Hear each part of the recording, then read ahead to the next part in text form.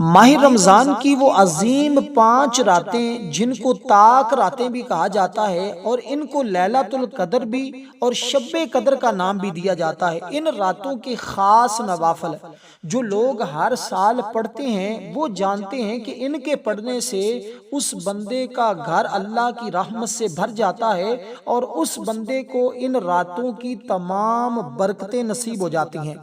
یہ راتیں کون سی ہیں؟ 21 رمضان، اسی طرح 23 رمضان، اسی طرح 25، 27 اور 29 کی شب۔ یہ جو 5 راتیں ہیں نا، ان کے اندر آپ نے کتنے نوافل پڑھنے ہیں، ترتیب اور طریقہ کار کیا ہے؟ اگر آپ پہلی رات یعنی 21 شب کو نہیں پڑھتے، یہ جو طاق رات ہے، پھر 23 کو پڑھ لیں، 23 کو نہیں پڑھ سکے پھر آپ اس کو 25 کو پڑھیں، 25 کو نہیں تو 27 کو، 27 بھی نہیں پڑھ سکے تو پھر 29 کو۔ یہ اگر نفل پڑھ لیتے ہیں تو پھر آپ کو ان تمام راتوں کی برکتیں نصیب ہو جاتی ہیں۔ یہ وہ خاص نوافل ہیں جو بزرگوں کے سینہ بسینہ ہمارے تک پہنچے ہیں، اس لیے ہم نے ان راتوں کی عظمت کو سمجھنا ہے، فضیلت کو سمجھنا ہے، تاکہ ہم ان راتوں کی یہ تمام برکتیں آج حاصل کر سکیں۔ دیکھیں، یہ وہ رات ہے جس کے بارے میں قرآن بھی واضح طور پہ بتا رہا ہے کہ یہ وہ رات جس کے اندر قرآن مجید کا نزول ہوا ہے۔ اللہ تعالیٰ نے قرآن مجید میں خود ارشاد فرمایا، دیکھیں رمضان مبارک یوں تو تمام کا تمام ہی مبارک ہے، مگر لیلۃ القدر جس کو شب قدر کہتے ہیں، یہ سارے رمضان پاک کی سردار رات ہوتی ہے اور مجموعی برکات اور منبع حسنات اور خیرات یہی ہے۔ اس لیے اس کی شان تقدس بیان کرنے کے لیے اللہ نے پوری ایک سورت کا نزول فرمایا جس کا نام بھی سورۃ القدر رکھا ہے، اس لیے کہ یہ وہ رات ہر مسئلے کا حل، ہماری بخشش، ہماری معافی میں ہے۔ جس کی معافی قبول ہوگی اس کے تمام مسائل حل ہونا شروع ہو جائیں گے۔ آج معافی کی رات ہے، معافی مانگے بغیر مسئلے حل نہیں ہوں گے۔ اپنے مسائل کو سوچیں اور سچے دل سے معافی مانگے۔ وہ کیسے؟ اس نوافل کے ذریعے، اس عبادت کے ذریعے، اس نماز کے ذریعے سچے دل سے نوافل پڑھیں، تسبیحات کیجئے، قرآن پڑھیں، جو بھی کیجئے دل کی توجہ سے ایسی عبادت کیجئے جو خواہ تمہاری یعنی تھوڑی ہو لیکن اس میں توجہ پوری ہو، تعداد نہیں اخلاص پیدا کیجئے۔ چند گھڑیاں ہیں، فائدہ اٹھا لیں۔ دیکھیں 20 روزے کیسے گزر گئے پتہ بھی نہیں چلا، آج پہلی طاق رات آ چکی ہے۔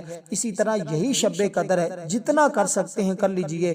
ساری مصروفیات سارا سال چلتی رہتی ہیں، رکتی نہیں، لیکن یہ رات، یہ موقع بار بار نہیں ملتا۔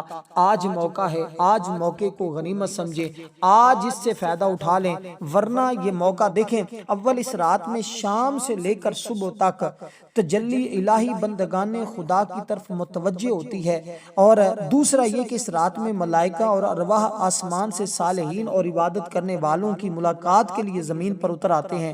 ان کے آنے اور حاضر ہونے کی وجہ سے عبادت میں وہ لذت اور کیفیت پیدا ہوتی ہے جو دوسری راتوں میں پیدا نہیں ہوتی۔ اس لیے آپ نے اس رات کے یہ خاص نوافل اگر پڑھ لیے تو یہ برکتیں، یہ شرف آج آپ کو ملنے والا ہے، کیونکہ تفسیر عزیزی میں حضرت عبدالعزیز محدث دہلوی بیان کرتے ہیں کہ نبی پاک صلی اللہ علیہ وسلم نے پہلی امتوں کی عمریں ملاحظہ فرمائی جو بہت لمبی لمبی تھی، اپنی امت کی عمریں ملاحظہ فرمائی تو وہ بہت قلیل تھوڑی تھوڑی تھی، جو بالعموم 60-70 سال کے درمیان سے۔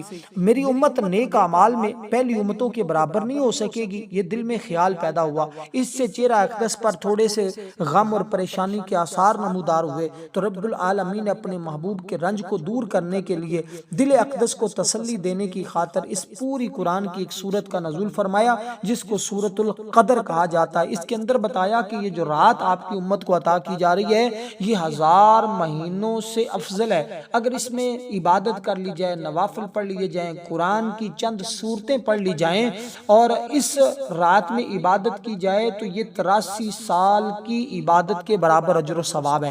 اب آپ نے کون سے نوافل پڑھنے ہیں، طریقہ کار کیا ہے، یہ بات نہایت ہی اہمیت رکھتی ہے، کیونکہ جب لوگ اس رات میں اس طرح یہ نوافل پڑھتے ہیں، یہ عبادت کرتے ہیں، اللہ کی رحمت چھم چھم بندوں کے اوپر برستی ہے۔ اس لیے جو لوگ ابھی 20 رمضان گزار چکے ہیں لیکن اس کی برکتیں تک نہیں پہنچ سکے، آئیے ان کے لیے اس عظیم رات کے بارے میں بتا دیں کہ یہ عبادت کر کے آپ ماہ رمضان کے آخری عشرے کی برکتیں حاصل کر سکتے ہیں۔ دیکھیں آپ نے دو رکعتیں کر کے یہ نوافل پڑھنے ہیں، اور یہ نوافل آپ نے کیسے پڑھنے ہیں؟ دیکھیں یہ نوافل پڑھنے سے کتنا اجر و ثواب ملے گا۔ اس شب قدر کا ثواب اس بندے کو حاصل ہوگا، اور حضرت ادریس علیہ السلام اور حضرت شعیب، حضرت ایوب، حضرت داؤد، حضرت نوح علیہ السلام جیسا اللہ تعالیٰ ان کو اجر و ثواب عطا فرمائے گا، اور اس کو ایک شہر جنت میں دیا جائے گا جو مشرق سے مغرب تک لمبا ہے۔ حضور نے فرمایا جو شخص شب قدر میں 2 رکعت نماز نفل اس طرح ادا کرے گا، فرمایا کہ 70 بار یہ کلمات پڑھے گا، اپنے مصلے سے نہیں اٹھے گا کہ اللہ تعالیٰ اس کے والدین کی مغفرت فرما دے گا، فرشتوں کو حکم دے گا کہ اس کے لیے جنت میں میووں کے درخت لگا دیے جائیں۔ تو کتنا وہ بندہ خوش نصیب ہوگا جو یہ نوافل پڑھے گا، جو یہ عبادت کرے گا۔ اب آپ نے کرنا کیا؟ 2 رکعت آپ نے اس طرح پڑھنی ہے۔ 2 رکعت میں نیت کرتا ہوں یا کرتی ہوں، 2 رکعت نماز نفل شب قدر کی بندگی اللہ تعالیٰ کی منہ طرف خانہ کعبہ کے اللہ اکبر کہہ کے آپ نے کانوں کو ہاتھ لگا لینے ہیں، اور پہلی رکعت میں آپ نے ثنا پڑھی سبحانک اللہم و بحمدک و تبارک اسمک و تعالی جدک و لا الہ غیرک، اعوذ باللہ من الشیطان الرجیم، بسم اللہ الرحمن الرحیم، اس طرح آپ نے پڑھا۔ پھر آگے آپ نے سورۃ الفاتحہ کو پڑھا۔ سورۃ الفاتحہ کے بعد آپ نے انا انزلناہ فی لیلۃ القدر، اس کو آپ نے ایک بار پڑھنا ہے۔ اس کے بعد آپ نے قرآن کریم کی اس عظیم سورت جس کو سورت اخلاص کہتے ہیں، اس کو آپ نے 3 بار پڑھنا ہے۔ تو اسی طرح دونوں رکعتوں کو آپ نے پڑھنا ہے۔ تو دوسری رکعت جب شروع کرنی ہے تو آپ نے الحمد سورۃ الفاتحہ سے شروع کرنی، آگے یہ دونوں صورتیں آپ نے اسی تعداد کے برابر پڑھنی ہے۔ تو اس کا ثواب جو میں نے آپ کو بتایا ہے، جتنے انبیاء نبیوں کا نام میں نے لیا ہے، رسولوں کا نام میں نے آپ کے سامنے لیا ہے، اللہ تعالیٰ ان کے ثواب کے برابر اس بندے کو ثواب عطا فرماتا ہے۔ اس لیے شب قدر یہ ایک مبارک رات ہے جو ہمارے پاس اللہ کی طرف سے بڑا فضل اور اس کی بڑی رحمت ہے، بڑی کرم نوازی ہے کہ اس نے ہمیں یہ رات عطا فرمائی ہے۔ اب آگے جو 2 رکعت نماز نفل آپ نے ادا کرنے ہیں اس کی ترتیب بھی سن لیں، اس کے بعد پھر آگے 2 پڑھیں گے، اس کے بعد ایک مختصر سا عمل بھی آپ نے کرنا ہوگا۔ تو دیکھیں ان کی برکت یہ ملے گی کہ جو مشرق سے مغرب تک، یعنی اللہ جنت میں ایک ایسا شہر اس بندے کو دے گا کہ جس کی لمبائی اور چوڑائی مشرق سے مغرب تک ہے۔ اس لیے حضور علیہ السلام نے فرمایا جو شخص اس طرح یہ نماز پڑھے گا، اس کے بعد 70 مرتبہ یہ دعا پڑھے گا، اس کی بخشش، اور جیسے میں نے آپ کو پہلے اس کی شان اور عظمت بتا دی ہے، جنت کے میوے اور بہت کچھ اس کو ملے گا۔ اب آگے آپ نے یہ 2 رکعتیں کیسے پڑھنی ہیں یہ ذرا سن لیجئے گا، یہ بڑی ہی آسان ہے اور اتنی مبارک ہیں، اتنی کمال کی ہیں۔ ان کے بعد آپ نے عمل کرنا ہے، یعنی 4 پڑھنے کے بعد ایک مختصر سی دعا پڑھنی ہے جس کی تعداد 70 مرتبہ ہے۔ اس کے بعد آگے جو 2 رکعت آپ نفل پڑھیں گے ان کی ترتیب بتاتا ہوں، اس کے بعد بھی ایک تسبیح پڑھیں گے، لیکن پہلی 2 پڑھنے کے بعد کوئی تسبیح بھی نہیں ہے، 4 پڑھنے کے بعد ایک دعا پڑھنی ہے، اسی طرح پھر جب 6 مکمل کریں گے اس کے بعد مختصر سی تسبیح پڑھنی ہوگی۔ تو یہ طریقہ کار ہے، یہ ترتیب ہے، اس پر عمل کریں گے انشاءاللہ تعالی کامیابی تمہارے سامنے ہاتھ باندھ کر کھڑی ہو جائے گی۔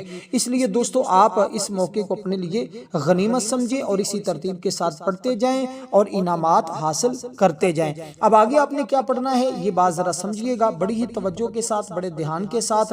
اب 2 رکعت نفل کی آپ نے نیت کرنی ہے، 2 رکعت نفل نماز یعنی کہ اس طرح پڑھیں گے، 2 رکعت نفل نماز شب قدر کی بندگی اللہ تعالیٰ کی منہ طرف خانہ کعبہ کی اللہ اکبر، یعنی کہ 4 جو آپ نے پڑھنی ان کی نیت بالکل ملتی جلتی ہے، اس میں کوئی کسی قسم کا تبدیلی کی ضرورت نہیں ہے، بس آپ نے ارادہ کر لیا، اسی ارادے کے ساتھ توجہ کے ساتھ دھیان کے ساتھ آپ نے یہ نیت کر کے اب آپ نے ثنا پڑھنی ہے سبحانک اللہم و بحمدک و تبارک اسمک و تعالی جدک و لا الہ غیرک۔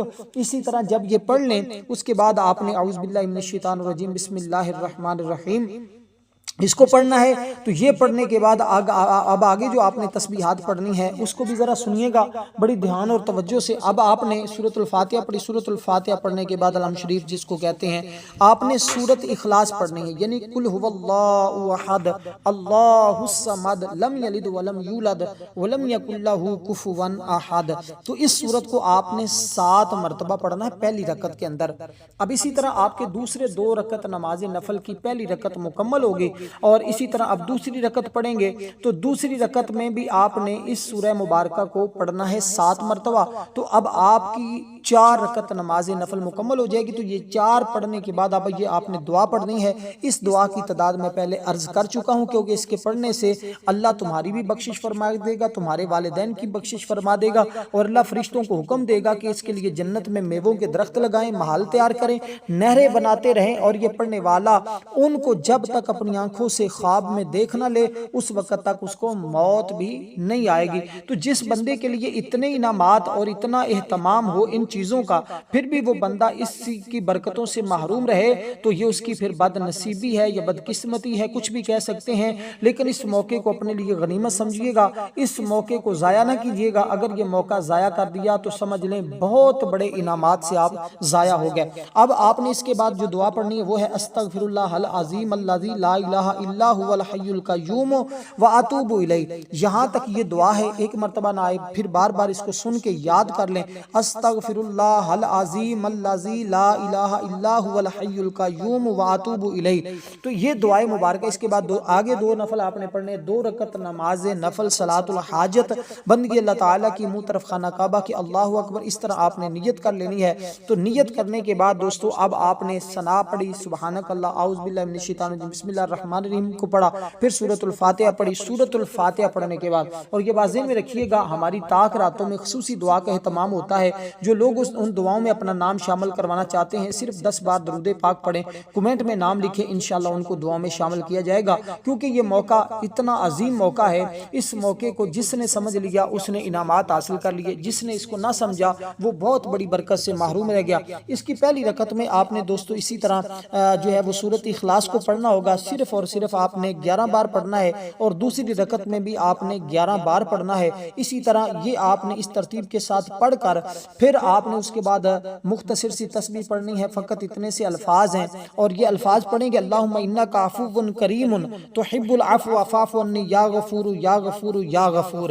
یہاں تک یہ دعا مکمل پڑھنی ہے، کہیں لوگوں نے کم بتائی ہوتی ہے لیکن آپ نے یہ یہاں تک مکمل پڑھنی ہے۔ اس دعائے مبارکہ کو آپ نے 70 بار پڑھنا ہے، ٹھیک ہے؟ تو اسی طرح اس دعائے مبارکہ کو 70 بار پڑھنے کے بعد پھر اللہ تعالیٰ کے حضور آپ نے اپنے مقصد کی، اپنی حاجت کی دعا کرنی ہے۔ انشاءاللہ جو بھی مقصد ہوگا، جو بھی حاجت ہوگا، اللہ تعالیٰ اپنے فضل اور رحمت سے قبول فرمائے گا۔ ویڈیو کو لائک بھی کرنا ہے، شیئر بھی کرنا ہے، تاکہ سب بھائی بہنوں کا بھلا ہو، فائدہ ہو۔